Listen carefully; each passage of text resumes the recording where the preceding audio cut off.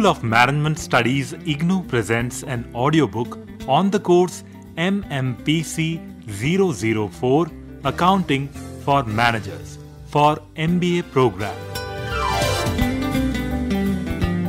Presenting Block 4 Financial Statement Analysis, Unit 13 Comparative, Common Size and Trend Statements, Part-2.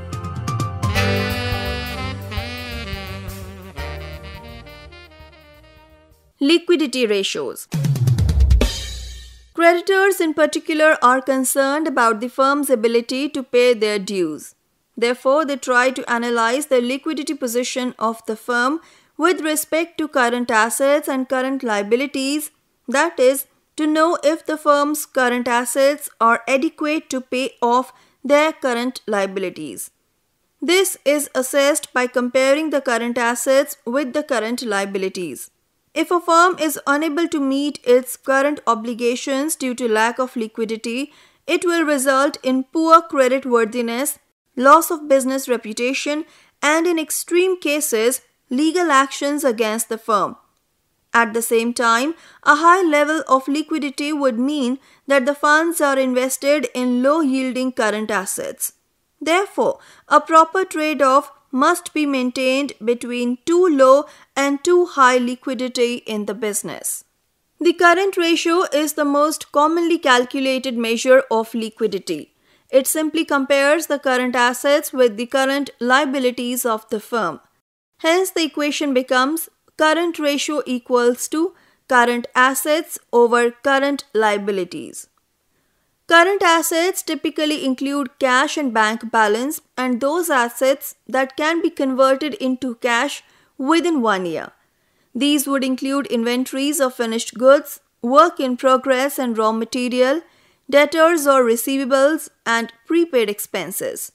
Similarly, current liabilities are those obligations of the firm that need to be paid within a year, which would include trade creditor or payables, accrued expenses, short-term loans, and tax liabilities. Current liabilities also include that portion of the long-term loans which are falling due in the current year. As the current ratio compares the current assets with the current liabilities, the ratio indicates the quantum of current assets which the firm holds for every rupee of current liabilities. Hence, a higher current ratio is indicative of a better liquidity position. Typically, an ideal current ratio is of 2:1, although there is no hard and fast rule. This is based on the reasoning that even if the value of current assets declined by 50%, they would still be sufficient to meet the current liabilities.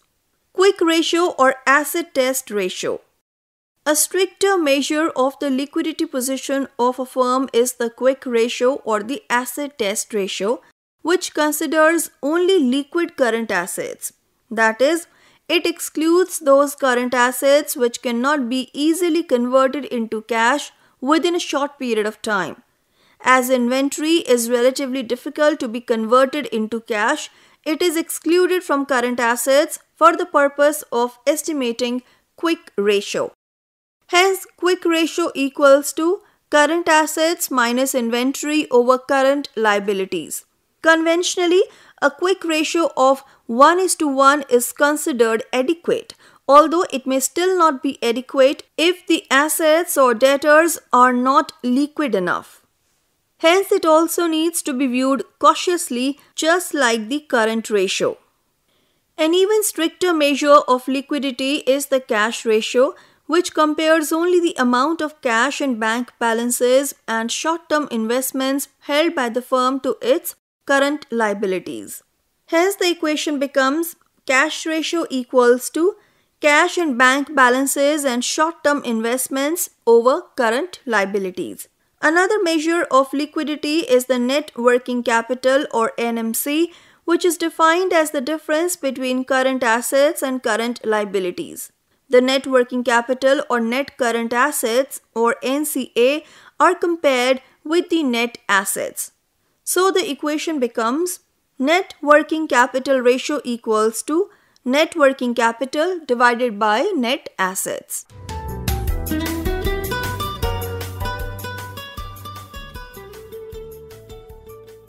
Leverage ratios. Leverage ratios are designed to assess what proportion of debt and equity has been employed by the firm in financing its operations. Debt funds being the funds made available by lenders who require to be compensated by way of interest. Interest on borrowed funds is required to be paid irrespective of the profitability of the firm. Hence, the use of debt is considered more risky than equity funds. In fact, the use of debt is considered a double-edged sword. It entails paying a fixed interest expense out of the profits of the firm. The balance profits belong to the shareholders. When the firm is earning more than the cost of borrowed funds, it will magnify the returns to the shareholders.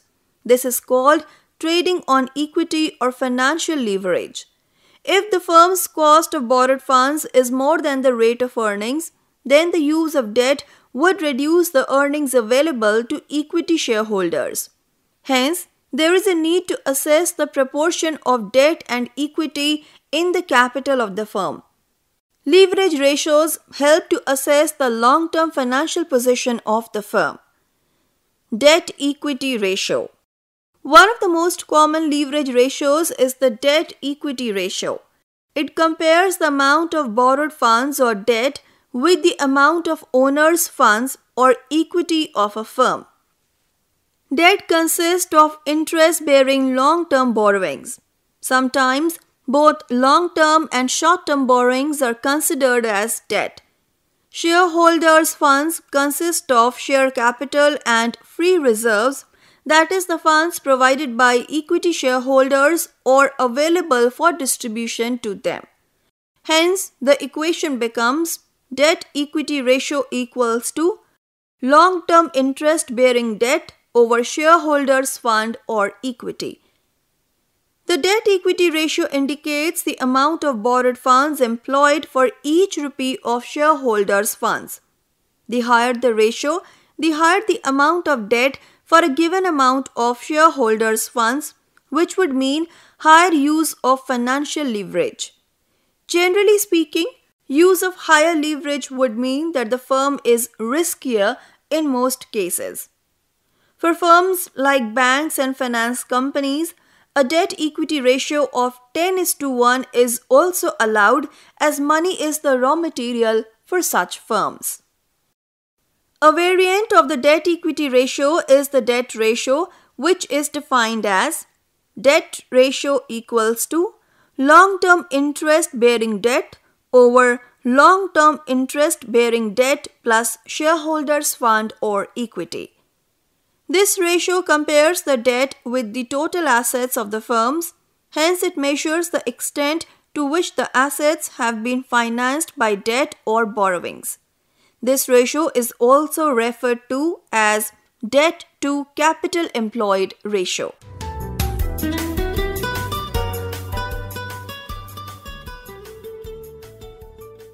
Coverage ratios. The leverage ratios such as the debt ratio or debt-equity ratio, which we have discussed so far, study the proportion of debt and equity in the capital structure. Besides them, analysts also calculate another set of ratios called the coverage ratios, which assess the adequacy of the profits to pay the interest obligations. The leverage ratios simply comment on the mix between debt and equity in the capital structure of a firm. These ratios did not throw much light on the firm's ability to meet its obligations arising out of the capital structure, that is, the obligation to pay the interest.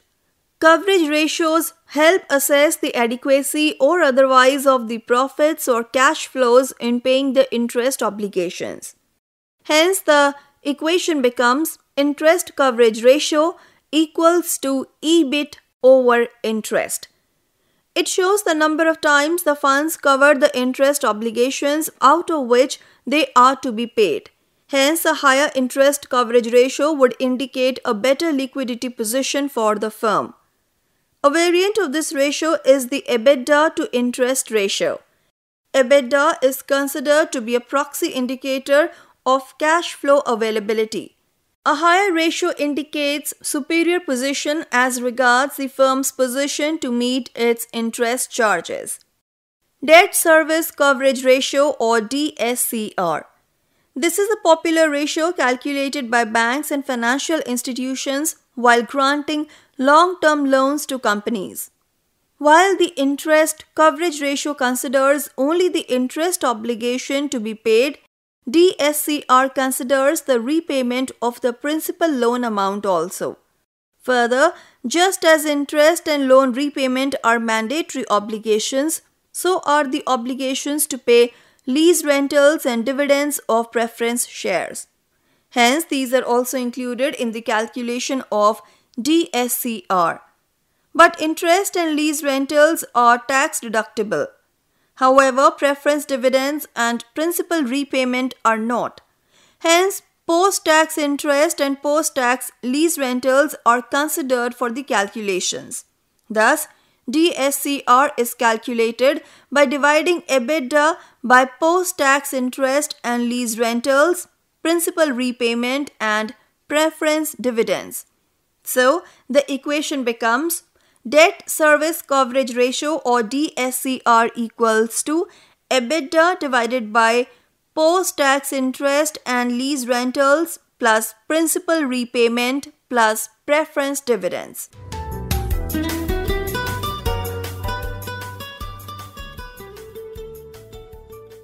Efficiency or activity ratios.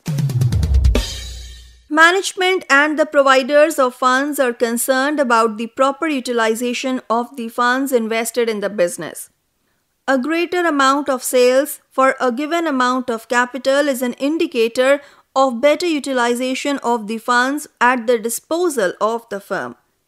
Efficiency ratios or activity ratios are used to evaluate the efficiency with which a firm uses its assets. These ratios are also referred to as turnover ratios as they relate the various components of assets, that is, inventory, debtors or fixed assets, with the sales or turnover of the firm. Usual efficiency ratios include inventory turnover ratio, debtor turnover ratio, creditors turnover ratio, and assets turnover ratio. Inventory turnover ratio measures the speed with which the firm turns the inventories into sales. It is calculated by dividing the cost of goods sold or sales if cost of goods sold figure is not available with the average inventory of finished goods. Hence, the equation becomes inventory turnover ratio equals to cost of goods sold or sales divided by average inventory. Average inventory is calculated by taking the average of opening and closing balances of inventory. The inventory turnover ratio indicates how fast or slow the inventory is converted into cash. If the inventory turnover ratio is high, it indicates that the firm is able to achieve its sales by maintaining a small level of inventory and hence it is managing its inventory better.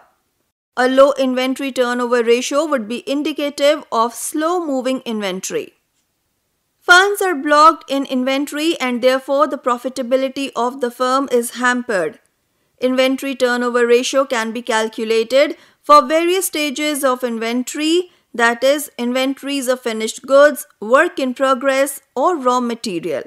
So the equation becomes work in progress or WIP inventory turnover ratio equals to cost of production divided by average WIP inventory. Another equation will be raw material inventory turnover ratio equals to cost of materials consumed divided by average raw material inventory. When a firm sells its goods for cash, it receives cash immediately. However, when a firm sells on credit, the buyers are required to pay over a certain period. Credit sale of goods give rise to the creation of debtors or accounts receivables. Gradually, when the buyers pay up, debtors are converted into cash. So long the buyers of goods do not pay, the firm's funds are blocked in the form of debtors. The quality of debtors is analyzed by calculating the debtor turnover ratio, average collection period, and the aging schedule. Like the inventory turnover ratio, the debtor turnover ratio also indicates the speed with which the debtors are converted into cash. It is calculated as debtor turnover ratio equals to credit sales divided by average debtors. If a firm has a higher debtor turnover ratio, it is considered more efficient than a firm with a lower debtor turnover ratio, as it rotates its debtors more frequently. Average collection period is the period taken by the firm on an average to collect its debtors. It is calculated by dividing 365 days by the debtor's turnover ratio. Hence, the equation becomes average collection period equals to 365 divided by debtor turnover ratio, or average debtors divided by credit sales into 365. The average collection period indicates the speed at which the firm is collecting the debtors. A short average collection period would indicate that the firm is taking fewer days to collect the debtors. The average collection period should be compared with the stated credit policy of the firm, which signifies the number of days a debtor can pay for the credit purchases made by him.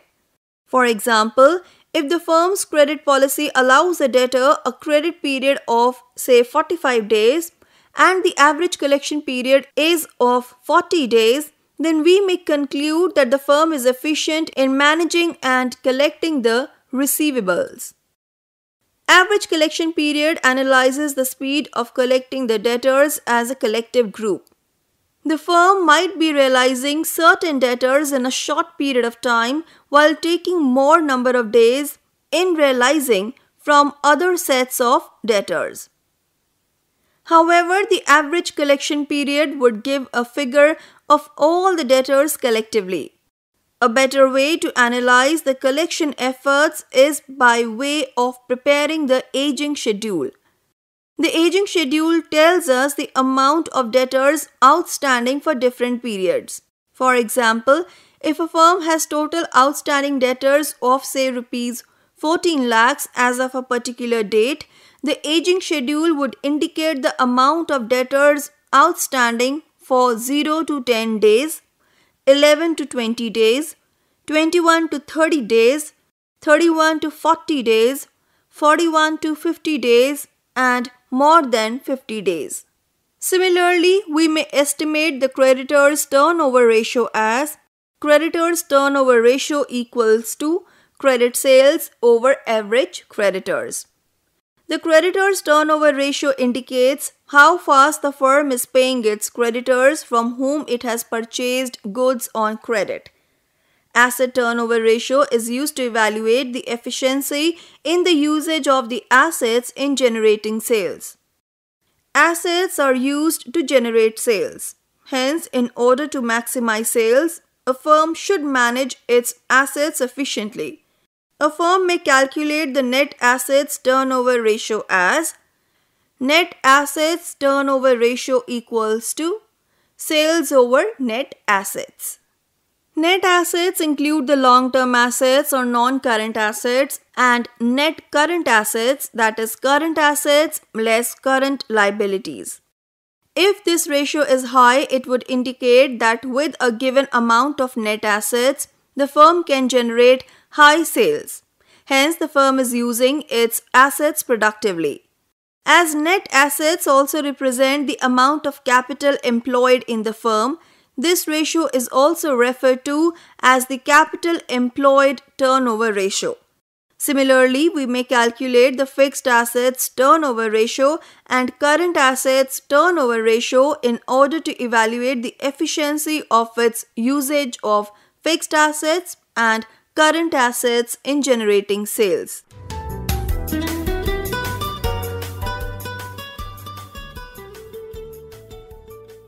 Investment ratios or valuation ratios. Valuation is the process of estimating the worth of a company. Valuation ratios are a helpful tool for evaluating the investment potential of a firm.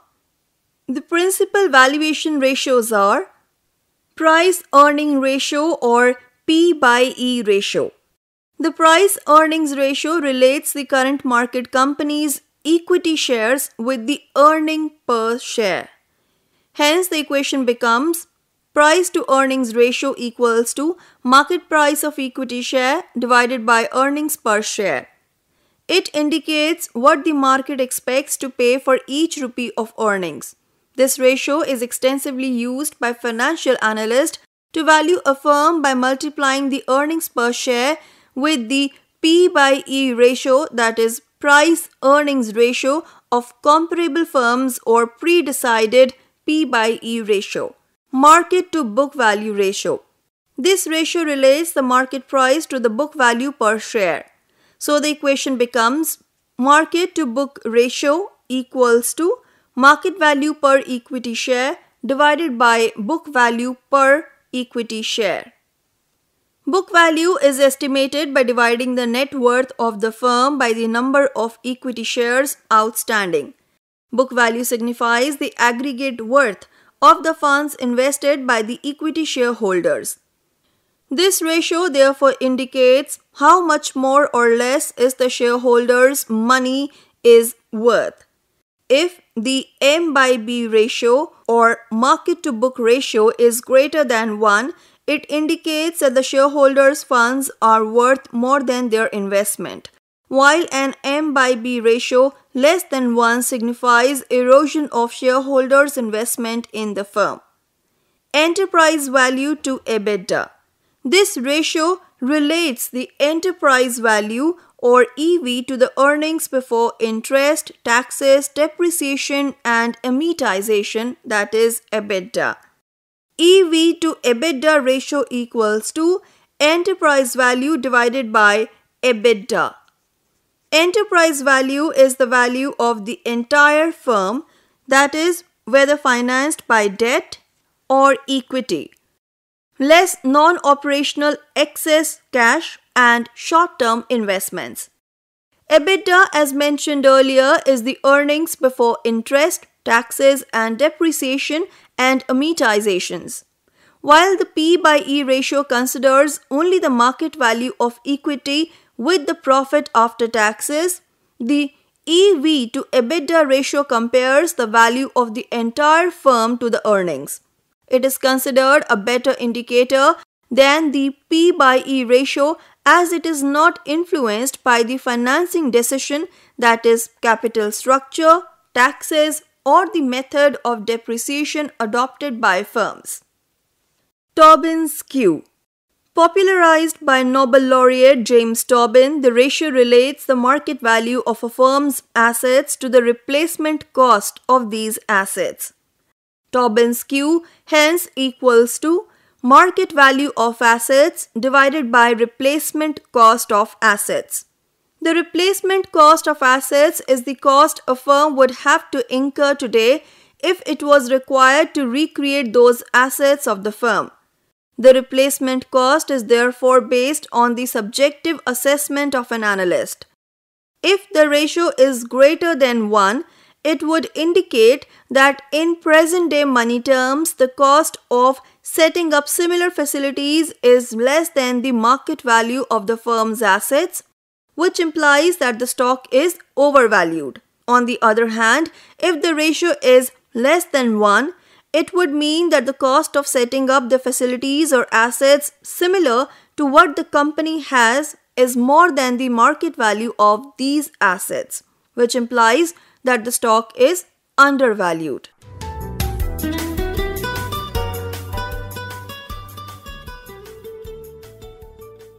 Now let's summarize the unit. Ratio analysis is an important tool used in the analysis of financial statements. A ratio is simply the relationship between any two or more things. In the context of financial statements, when any two or more items of the financial statements are expressed as a ratio, it is called a financial ratio. Any business has many stakeholders. Different stakeholders in a business firm want to evaluate the financial performance of firms from their perspective. Hence, we may classify the financial ratios as profitability ratios, liquidity ratios, leverage ratios, coverage ratios, efficiency ratios, and valuation ratios. Profitability ratios assess the firm on its profit earning capacity. The liquidity ratios measure the firm's ability to meet its short-term liabilities. Leverage ratios analyze the proportion of debt and equity in the firm's capital structure. The valuation ratios are used to value the investment made by shareholders.